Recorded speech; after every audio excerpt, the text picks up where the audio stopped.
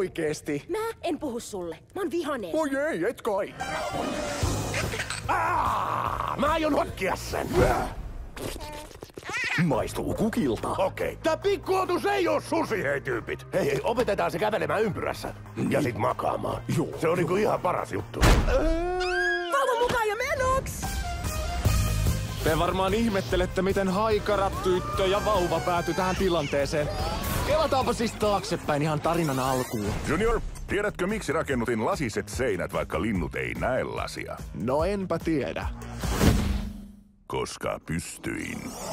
Mä aion siirtyä vauva-bisneksestä muiden pakettien toimittamiseen. Meidän puhelimet! Just, tosi hyvä. Maanantaina tää kaikki on sun, jos et mukaan kaikkia sitä ennen. Tänä syksynä. Orpo Tuuli, Junior?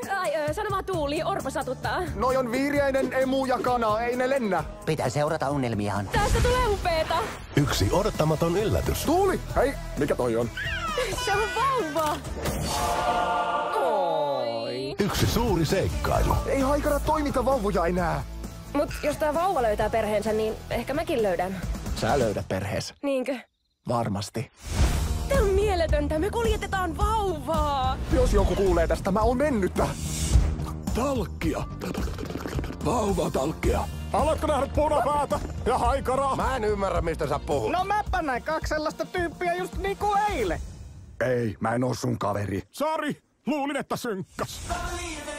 Tehän tuhoatte koko katon. Savupiippu pitää vaihtaa liukumäkeen, kun haikara tuo mun pikkuveljen. Kuulit kai. Isät tajuu, äidit ei. Asiaa. Äiditkin tajuu! Laskekaa vauva maahan.